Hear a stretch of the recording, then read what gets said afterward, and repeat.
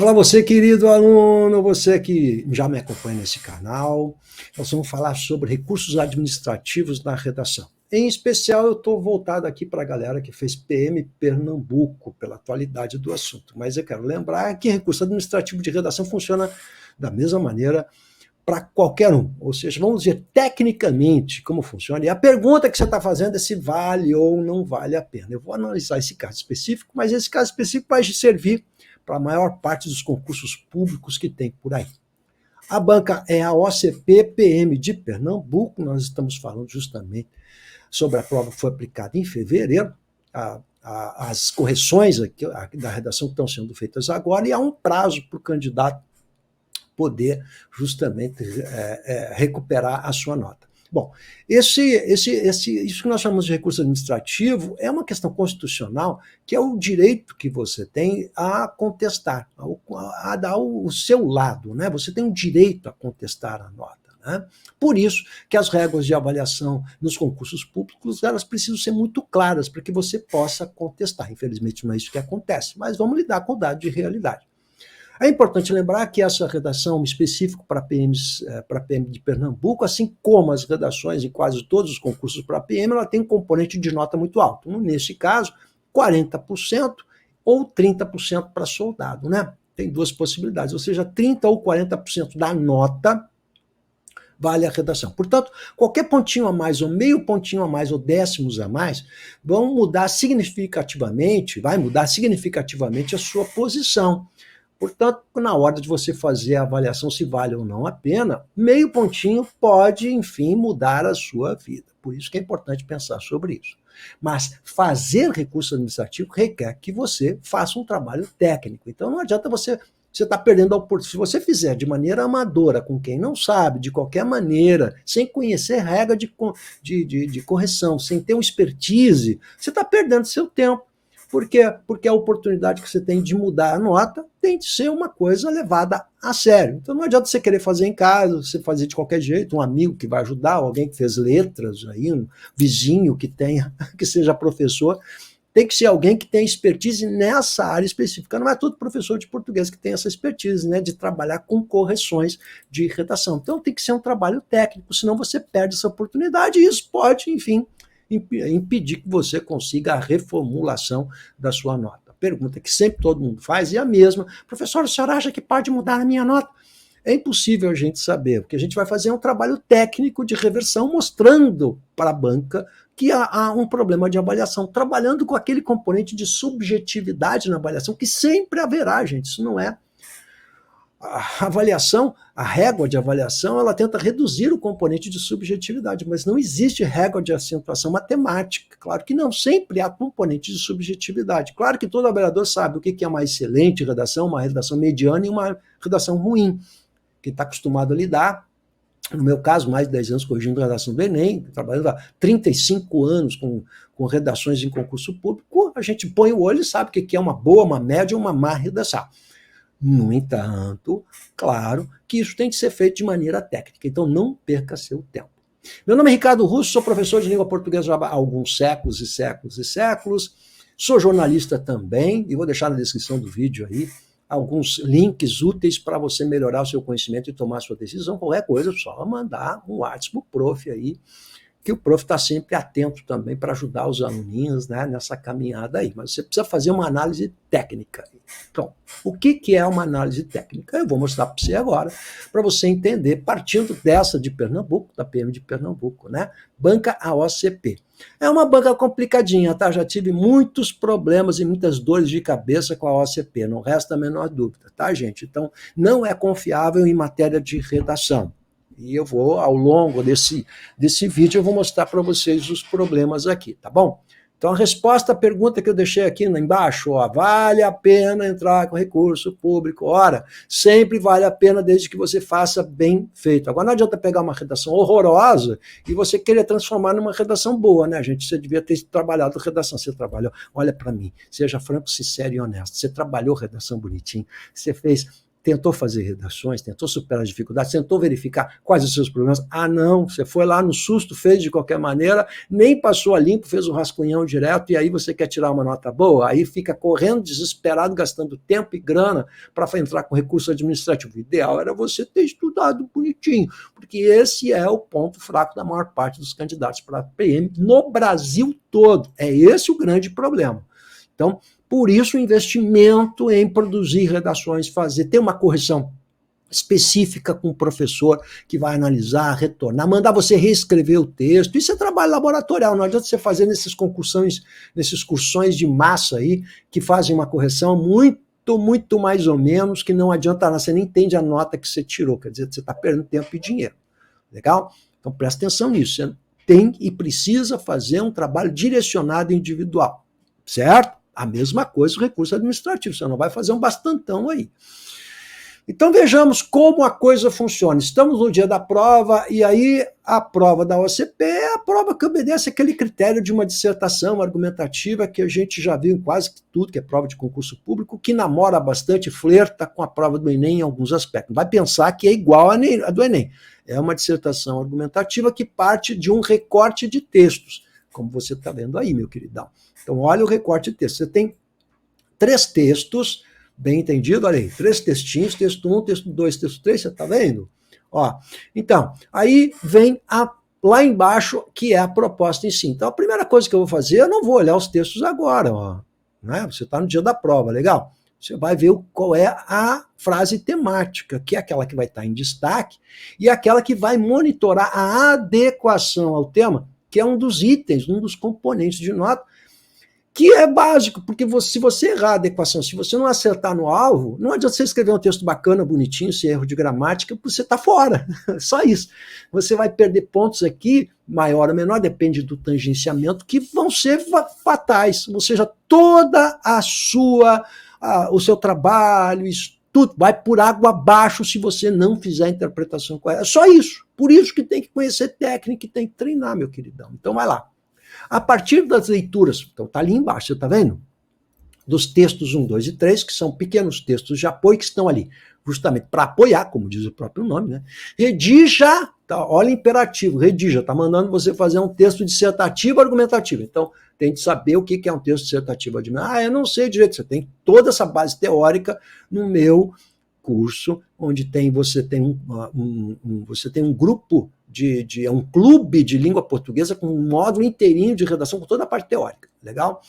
Que custa uma merreca por mês, menos que um sanduíche. Você paga a mensalidade e vai assistindo às aulas, legal?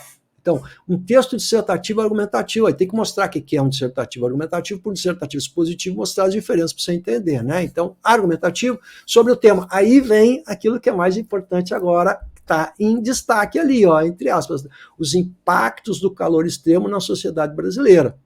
E modalidade de escrita formal. Quer dizer, o que é modalidade de escrita formal? De acordo com a norma culta. Né? Não é para você botar palavras difíceis aqui. O cara entende formal, tem que ser uma coisa complicada e difícil. Né? Não, não pode incidir em coloquialidade, oralidade, tem que ser norma culta. De língua portuguesa. Organize e relacione de forma coerente e coesa valores, opiniões, crenças, hipóteses, ideias, blá, blá, blá. Isso aí não interessa. O que interessa é o que está em negrito. Então, o que diz em negrito? Que você tem obrigatoriamente de abordar os impactos, ou seja, a consequência do calor extremo. Então, há um fato aqui, há o calor extremo. Quais as consequências, os impactos que isso tem na sociedade brasileira? Não diz que tipo de impacto é. Se é um impacto emocional, ou se é um impacto material, né? Então, chuvarada que causou destruição em Petrópolis, né? Ou os problemas psicológicos decorrentes disso, a acentuação da miséria. Então, um monte de aspectos aqui subjetivos e objetivos, nós estamos pensando. Mas é na sociedade brasileira, o que vale a dizer? Que não está falando do mundo. Legal? Por que o tio está dizendo isso? Porque os textos de apoio 1 e 2, eles vão falar do aquecimento global que está acontecendo no mundo todo. Então, eles não trazem nenhum spoiler para você, na verdade, sobre os impactos do calor no Brasil. Eles apenas dizem que esse calor existe, comparam dados. E muita gente pode se basear nesses textos aqui para ficar falando de que o aumento do calor no planeta existe, que isso acontece. Isso aqui não é objetivamente o assunto em pauta, você está perdendo linha, até porque o número de linhas é bem reduzido aqui, legal? Então você tem pouca argumentação, então tem que ser capacidade de concisão, dizer muito, concisão o que é? Dizer muito com poucas palavras. O texto 3 dá um spoilerzinho, sim, ó, o verão no hemisfério sul ainda nem começou, mas no Brasil, agora aparece Brasil, ó, já vem sendo enfrentado, então há um fato aqui que é o calor intenso. E a tendência a piorar ainda mais. Então, aqui tem algumas informações. Já que as previsões meteorológicas indicam temperaturas recordes nos próximos dias, com termômetros marcando cerca de 5 graus acima da média. Então, que informação você tem aqui? Que no Brasil você vai ter um verão muito quente, era a previsão que se fazia esse texto aqui, legal? O texto é de novembro de 2023, legal? E aumentar o calor, é a única informação que você tem aqui no Brasil. E por um período prolongado. São dados importantes, você pode usar isso na conclusão, essa ideia aqui, né? Lembra que os textos de apoio servem para você usar as ideias, não as frases. Você não vai copiar aqui inteira a frase dos caras, você não vai fazer isso, né? Estar exposto ao calor extremo associado ao tempo seco, sem cuidados básicos, pode causar alterações no organismo, que trazem riscos à saúde, especialmente para crianças, idosos e pessoas com saúde fragilizada. Por isso, todo cuidado é pouco. Então, as consequências disso, aqui já tem um spoilerzinho. Ou seja, há consequências na saúde das pessoas, especialmente crianças e idosos. Então você tem já uma ideiazinha aqui, que é um embrião. É pouca coisa, né? Os textos de apoio não ajudam muito, não. Apenas nesse ponto aqui, na verdade. Bom, então, dito isso, o que é que a gente tem que ver agora? A gente tem que ver como é que funcionam os critérios aqui de avaliação da prova, que é o que você está perguntando se vale ou não vale. Então vamos olhar aqui os critérios. Você está pronto aí? Então vamos lá. Foi feita essa informação do edital, da abertura contra a redação, né? E aí essa tabelinha é a mesma, tanto era para Corpo de Bombeiros quanto para PM, né? Então a pontuação máxima era 40 para soldado e tenente era 30 pontos aqui, tá? Então 30 ou 40, bom, muito bem.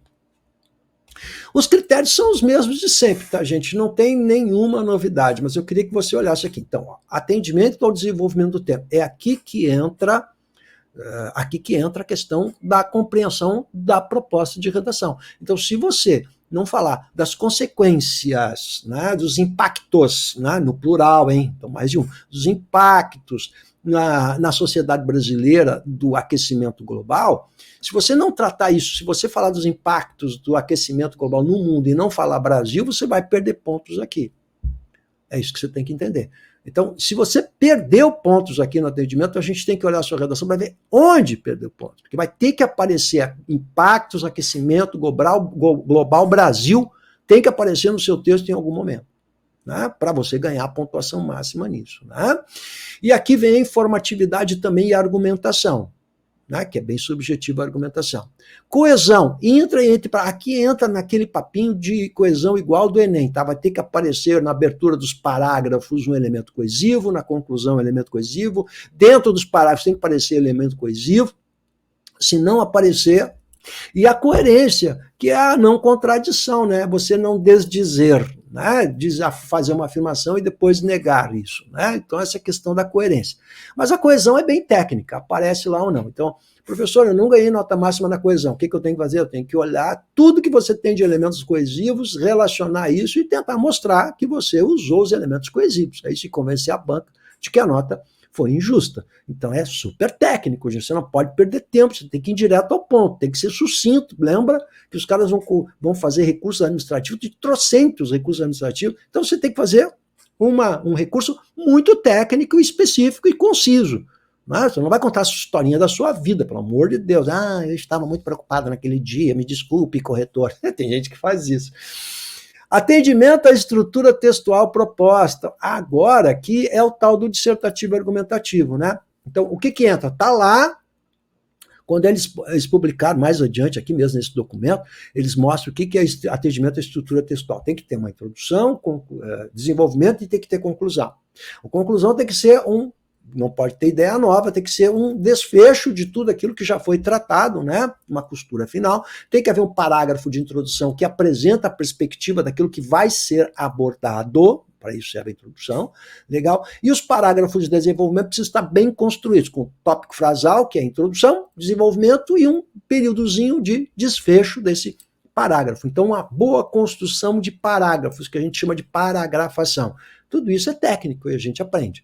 Legal? Então, se você conseguiu construir os parágrafos bonitinho, começo, meio e fim, se você soube fazer uma introdução, soube fazer conclusão, e cada abordando um tópico do assunto em cada um dos parágrafos, você está concorrendo à nota máxima aqui, né, de estrutura textual, que vale 10 pontos numa prova e 7 pontos na outra prova. Então, você está vendo que qualquer pontinho aqui, a mais a menos, vai mudar a sua vida.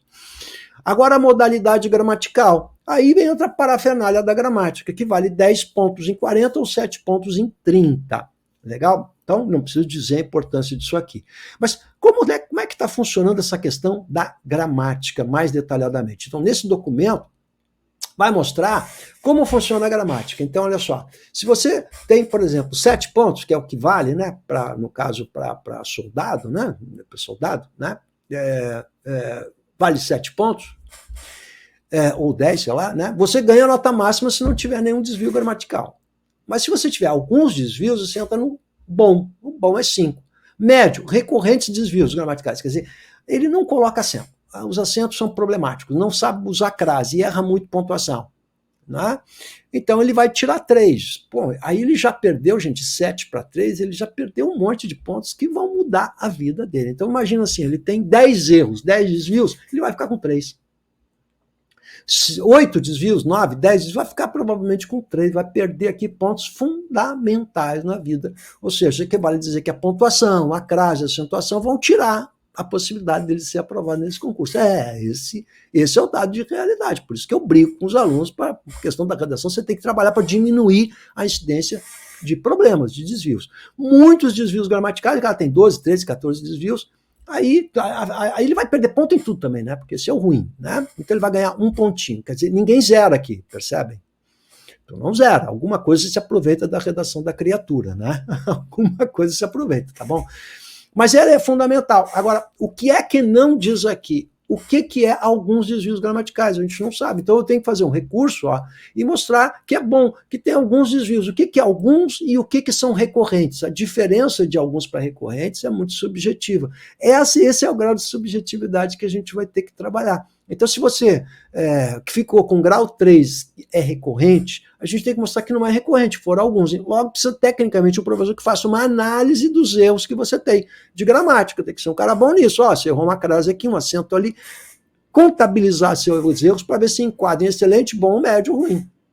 Né? Você vê que é um trabalho extremamente técnico e é isso que a gente tem que examinar. Portanto, moral da história para o pessoal aí que vai fazer recurso administrativo, pessoal PM Pernambuco, atenção, por favor, não percam a oportunidade de fazer um trabalho bem feito, porque meio pontinho, 0, qualquer coisa, vai mudar a sua classificação. Então você tem que pensar nessa possibilidade e não pode perder essa oportunidade. Agora, claro, se a sua redação é muito ruim, muito mal construída e crivada de erros, aí você vai perder tempo mesmo. Né? Não adianta também esperar um milagre, né? Legal? Tamo junto aí? Qualquer dúvida, vamos lá. Vamos com o prof aí, beleza?